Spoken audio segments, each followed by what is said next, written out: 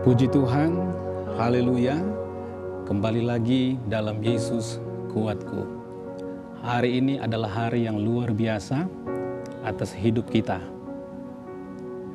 Percayalah akan janji Tuhan bahwa Dia akan memberkati kita, melindungi kita, menyatakan kasih karunia-Nya atas hidup kita, dan Dia akan memberikan damai sejahteranya. Kita akan membaca dan merenungi firman Tuhan. Tapi sebelumnya mari kita berdoa bersama-sama. Kita berdoa. Bapa di sorga, di dalam nama Tuhan Yesus Kristus, hari ini kami sungguh bersyukur kepada Engkau karena Allah memberikan hal-hal yang indah atas hidup kami. Saat ini sama-sama kami akan membaca dan merenungi firman Tuhan. Tolong bantu kami ya Tuhan, agar kami dapat mengerti kehendak Tuhan dan kami dapat menjadi pelaku-pelaku firman. Dalam nama Tuhan Yesus Kristus, haleluya, amin.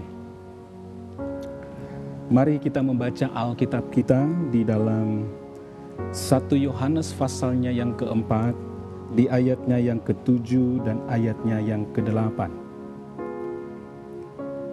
1 Yohanes pasal 4 ayatnya yang ke-7 dan ke-8.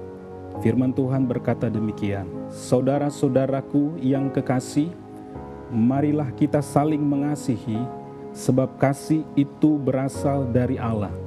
Dan setiap orang yang mengasihi lahir dari Allah dan mengenal Allah. Barang siapa tidak mengasihi, ia tidak mengenal Allah, sebab Allah adalah kasih.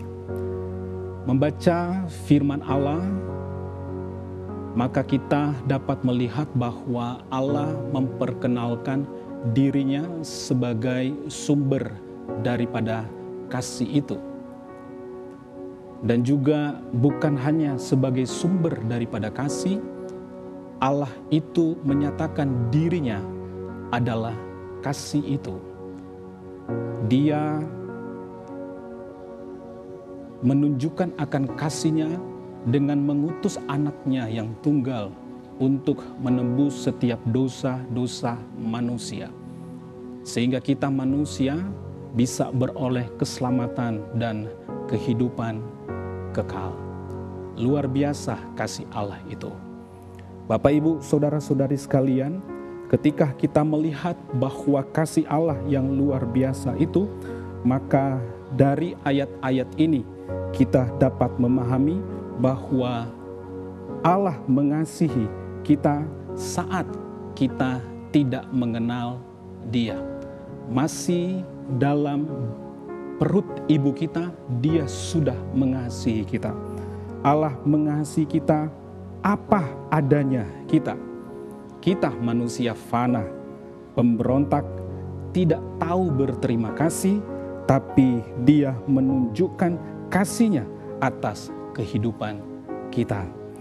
Allah mengasihi kita terlebih dahulu saat kita tidak memiliki kasih terhadapnya. Saat kita berada dalam dosa, saat kita berada dalam kesalahan, saat kita berada dalam kesengsaraan, Dia telah mengasihi kita. Ini merupakan sesuatu yang luar biasa. Kasih Allah sungguh amat istimewa atas kehidupan kita.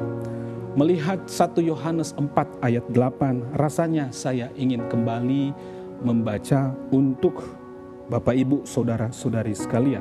Dikatakan seperti ini, barang siapa tidak mengasihi, ia tidak mengenal Allah, sebab Allah adalah kasih. Timbul pertanyaan dalam hidup kita, mengapa mengasihi sebagai ukuran, dijadikan sebagai ukuran bahwa kita mengenal Dia atau tidak mengenal Dia?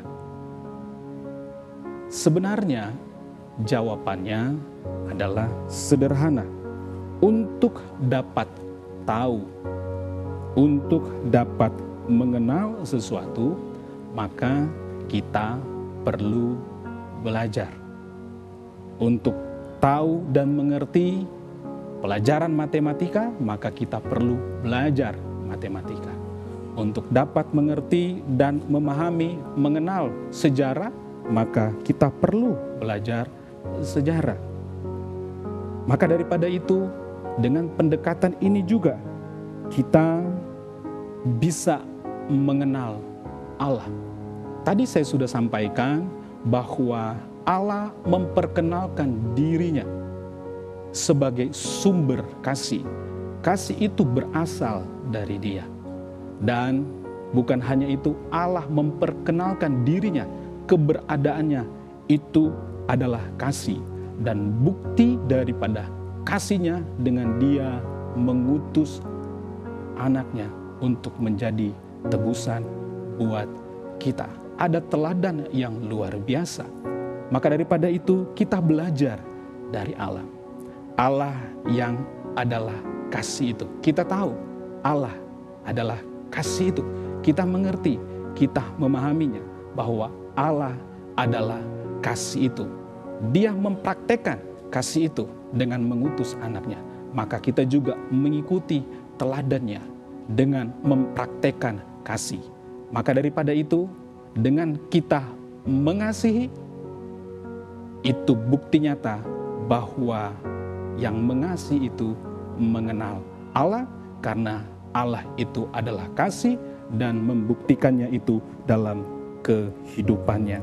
Bapak, Ibu, saudara-saudari sekalian, dalam perenungan ini kita diajak supaya kita bertumbuh di dalam kasih.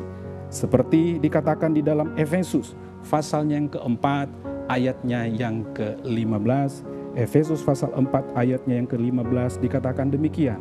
Tetapi dengan teguh berpegang kepada kebenaran di dalam kasih, kita bertumbuh di dalam segala hal ke arah Dia, Kristus yang adalah kepala. Kita diminta supaya kita bertumbuh di dalam kasih kita. Kita praktekkan itu di dalam kehidupan kita sehari-hari. Mulailah untuk dapat mengasihi orang-orang yang ada di sekitar kita, orang-orang yang ada di dekat kita. Angkatlah mereka yang terpuruk, bantu mereka yang kecil dan terbatas, agar mereka bisa bertumbuh, berkembang. Tolong mereka yang lemah. Itulah cara kita mengasihi. Saling menolong dan saling menanggung beban. Itulah cara kita mengasihi. Sabarlah kamu seorang terhadap yang lain, dan ampunilah seorang akan yang lain. Itu firman Tuhan katakan. Itu adalah kenyataan kasih, sabar terhadap orang, dan mau memaafkan, mau mengampuni orang. Memang benar, satu saat tertentu ketika kita disakiti, ada timbul kepahitan, kebencian, dendam di dalam hidup kita. Tetapi percayalah, ketika pengampunan itu keluar, maaf itu keluar, itu pasti akan memerdekakan kita. Haleluya. Itu pasti akan membuat kita berbahagia. Karena apa? Karena Allah kembali memulihkan kehidupan kita. Haleluya. Itulah kasih. Kita menghadapi hari, mulai hari dalam mengasihi. Kita menjalani hari dalam mengasihi. Dan kita mengakhiri hari dalam mengasihi. Dengan cara itu kita buktikan kepada dunia bahwa kita mengenal Allah. Amin. Mari kita tunduk kepala, kita berdoa. Bapa di sorga, terpujilah Engkau, Allah yang luar biasa dalam kehidupan kami. Terima kasih untuk kebenaran firman Tuhan. Engkau memperkenalkan dirimu yang adalah kasih, dan Engkau buktikan itu dalam hidup kami dengan mengutus anak-Mu yang tunggal untuk menebus dosa-dosa kami. Kami mau mengikuti teladan-Mu ya Tuhan, dengan mengasihi sesama kami. Dan kami percaya ketika kami mengasihi, kami sedang memberkati kehidupan orang-orang di sekitar kami ya Tuhan. Dan Alkitab sudah katakan, ketika kami memberkati, kami akan diberkati. Terpujilah Engkau Allah yang baik, Dalam nama Tuhan Yesus Kristus, kami hadapi hidup ini bersama dengan Tuhan. Haleluya. Amin. Bersama Yesus, aku kuat.